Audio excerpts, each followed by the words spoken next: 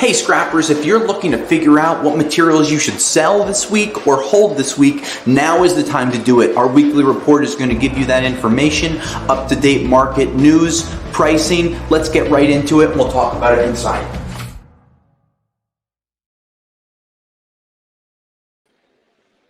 Hey scrappers, this is Tom from the iScrap app, and today is Wednesday, May 3rd, 2023, and I hope that you're doing well. As you can see, I'm a little out of place right now. Normally I'd be in the office, but I'm currently at a trade show and talking to lots of people in the oil and gas industry, both riggers and drillers and all types of people that do things that really lead to how commodities get priced. So it's been a really eye-opening experience being able to sit here for a few days and talking to executives and drillers and people all over the place that need commodities wherever they are. And it's interesting to see how the commodities that they need really affect kind of what they're doing. And obviously you can see I'm talking about metal recycling. So it's interesting to talk to them and see how the prices of oil and gas lead to further development of projects, because a lot of the things that we talk about every week is where's the demand? And this is an industry that uses thousands and thousands of tons of steel and copper and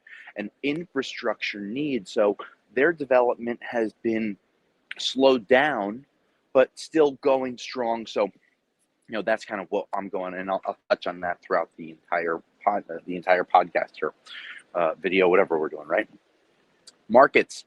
I don't have a lot of good news for you. If you want good news, you know, tune back 2 months ago. The markets have been getting heavily affected in a downward way over the last few weeks. Copper prices. About 2 weeks ago, they were trading around $4.17. On Monday, we saw the markets jump to $3.99, a nice 12-cent gain to start the day. I was really excited.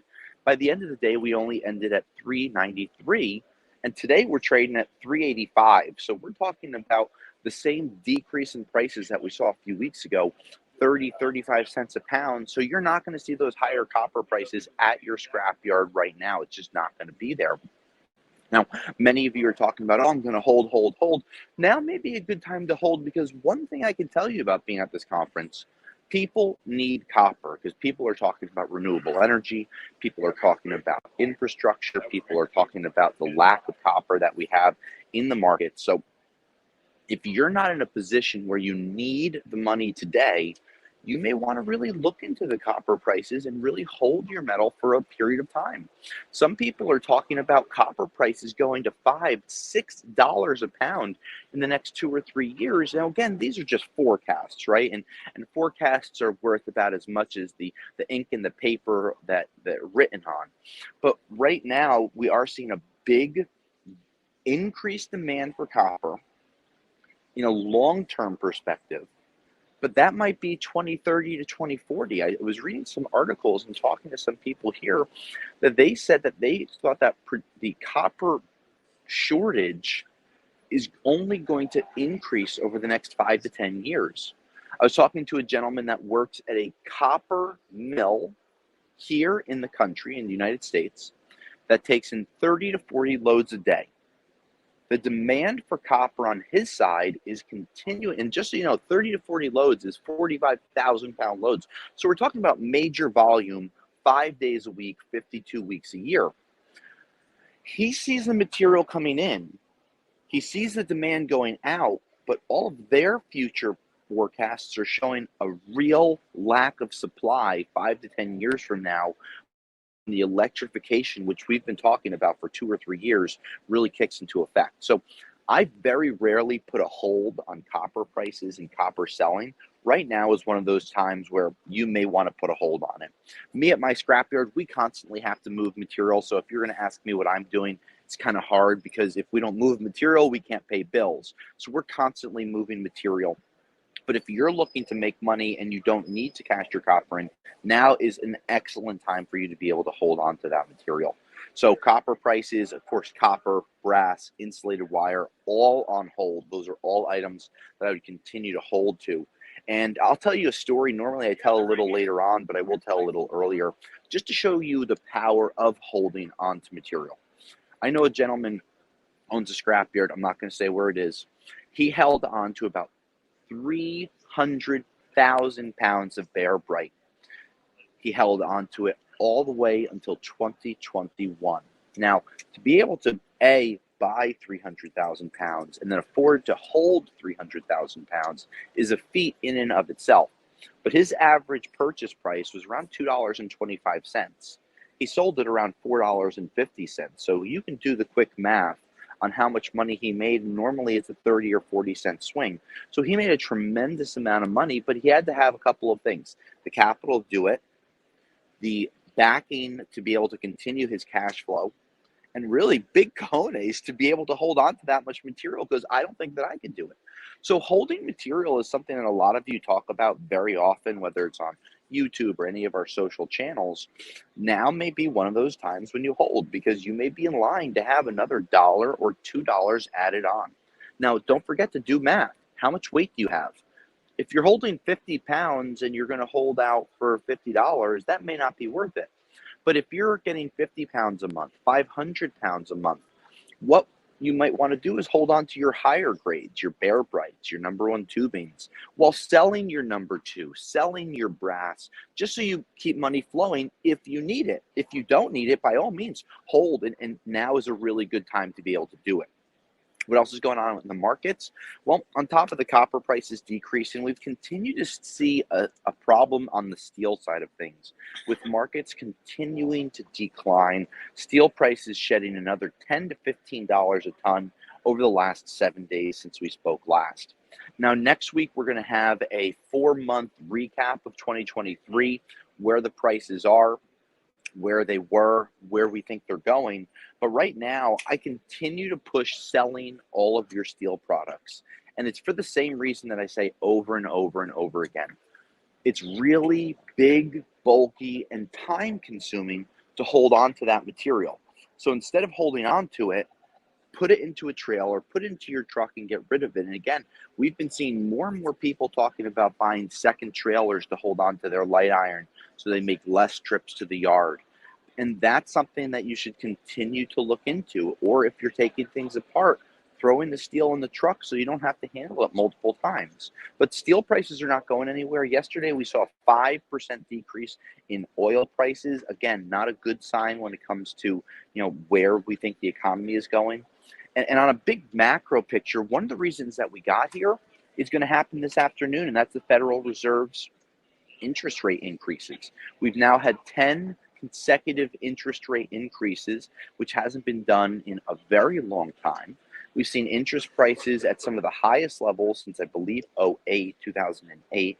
And what we're waiting to see is when they're going to pause. Now, on top of that, many of you may not follow what's going on in kind of the U.S. government, other than saying, I like this guy or I hate that guy. But we have a major problem right now, and that's the debt ceiling. And I heard Janet Yellen the other day, who's a Treasury Secretary, talking about the debt ceiling hitting its peak by June 1st. What does that mean? Government employees can't get paid. That means that local contractors for the government won't get paid. That means that you could see national parks shutting down because those employees aren't getting paychecks. You could see the U.S. defaulting on debt that they owe on projects for money that's been spent in the past. And we're not talking about the infrastructure bill that was passed or other things. We're talking about just regular debt. And traditionally, the U.S. has always raised the debt ceiling. But of course, with the political divide that we have right now, that may not happen. If we don't see the debt ceiling increased, you may see big problems in the next 2 to 3 weeks. And it's going to be a very tense month of May. And that means tense month for commodity prices, for oil prices, for traders, for interest rates. We have a lot of tenseness that's going to come in the coming weeks. It may be resolved at the 11th hour. It could be May 31st that they resolve this problem. It may go into default. And if we go into default, we're going to have a major issue, not only in the United States, but the ripple effect that goes throughout the world is going to really, really hurt, and commodity prices are going to get hammered. Now, that being said, I think that these are short-term problems, even though they're part of bigger long-term problems that affect commodities. When I look at things, I continue to see shortages of materials such as platinum. I saw a big article today talking about the shortage of platinum in the coming years. That means that a lot of mines are shutting down in Africa and in different countries that mine this material. And that means that a lot of the catalysts that are going out there are going to need more platinum. What's going to happen?